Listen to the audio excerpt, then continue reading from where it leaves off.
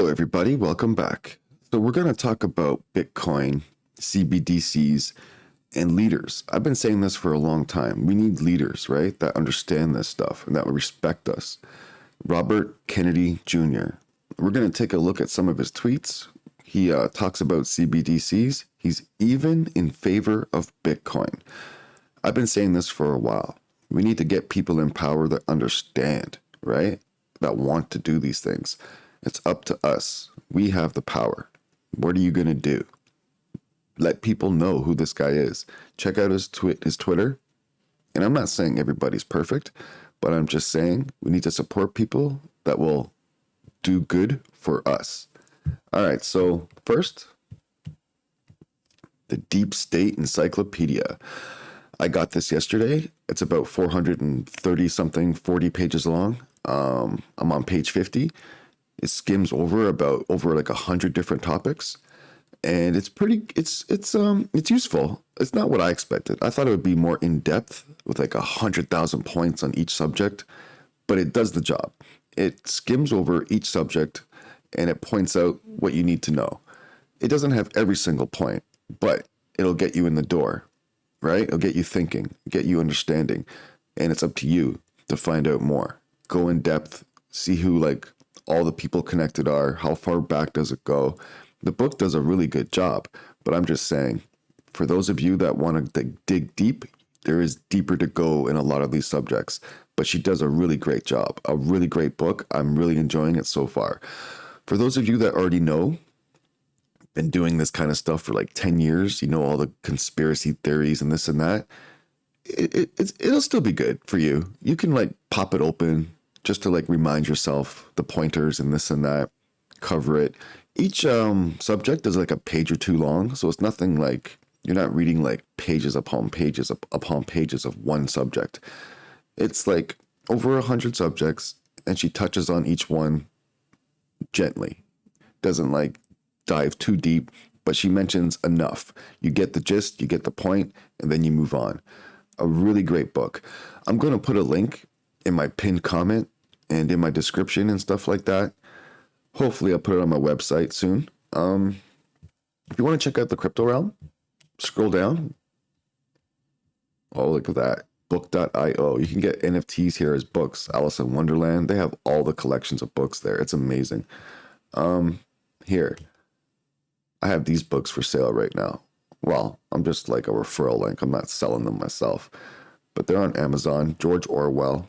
I read the first 3 books in this set. Now I'm about to start Animal Farm in 1984. And over here, The Creature from Jekyll Island. I haven't read this yet. I've like, over the years, watched a lot of videos about it and about the Federal Reserve, but I haven't really dived in myself. But I'm going to get this. After I'm done the George Orwell and I'm done the Deep State Encyclopedia, I'm diving right on in to The Creature from Jekyll Island. So that's that. All right. Let's talk about Robert F. Kennedy Jr. We have to get people in power, wow, that respect what we want. We have to take a look at this because he's running for the presidency right now, and he needs our support because he's already starting to get smeared by the corrupt mainstream media, right? He has a lot of good points here. Just go through his Twitter, and he talks about a lot of things. How he will dismantle the surveillance state. He understands the same thing we understand. The censorship that's been going on, and it's going to happen even more. Talks about the CBDCs. He's into Bitcoin. He's been smeared by the media. Wow. He talks about all the points that we understand and know that are the problems in the political system, the corporate system, right? We understand all those problems, and the government ignores it. The media ignores it. They ignore us, right? They're such a corrupt institution. They own everything. The media, the TV shows, the businesses, the commercials that you see are like, they pretty much form your reality. And I'm tired of their reality. It's always negative and there's always fighting. And we have to hate each other because of our skin color now and segregate. It seems like we've regressed to like the past instead of went ahead to the future. So this guy, sorry, I'm like going on here and I haven't even talked about crypto or anything yet. But I believe in this kind of stuff too, because we have a voice and we have to fight. If we just sit back and let other people talk and do things, they can easily get like snuffed out, if you know what I mean.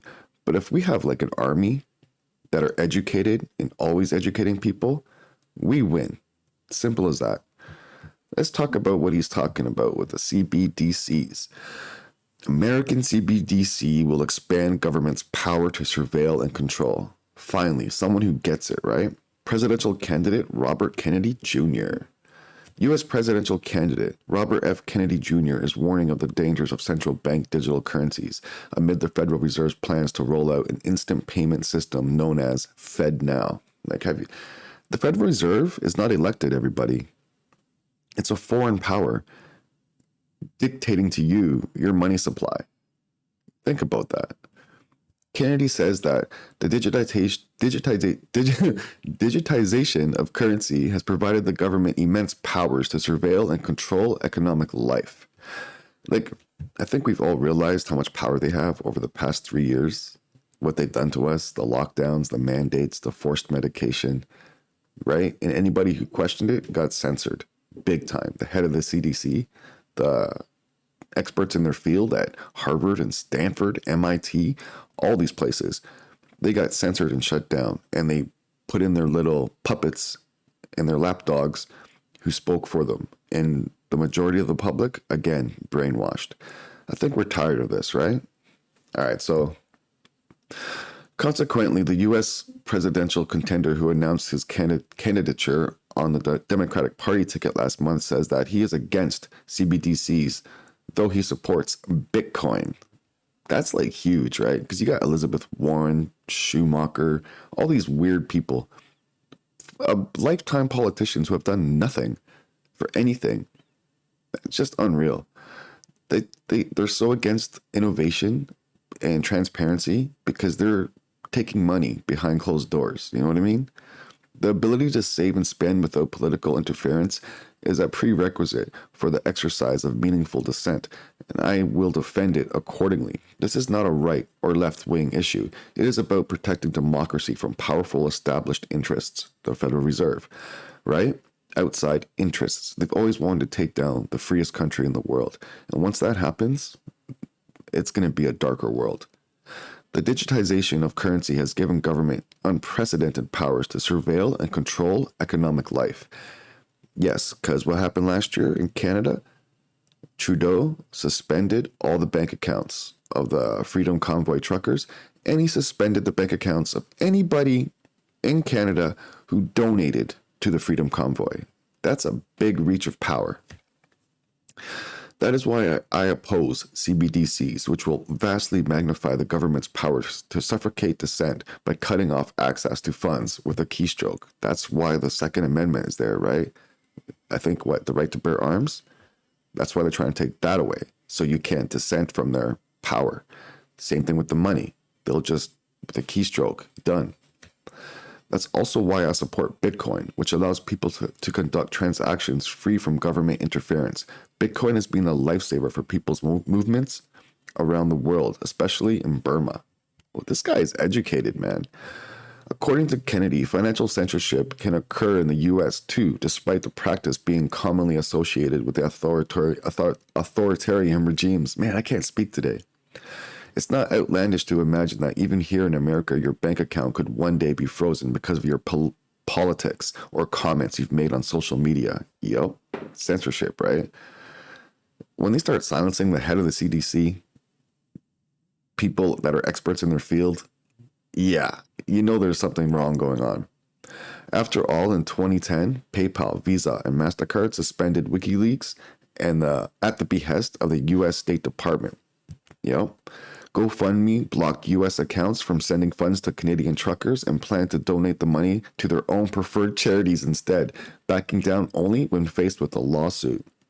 PayPal modified their acceptable use policy to fine users $2,500 for spreading what they deemed to be misinformation, right? Isn't it like so funny how they're the ones that lie all the time? And when the truth gets out, they're always trying to put in more regulation and laws to cripple us. Wow. A change they resented under pressure. Nonetheless, thousands of customers are currently suing PayPal for the arbitrary seizure of their accounts. No shit, man.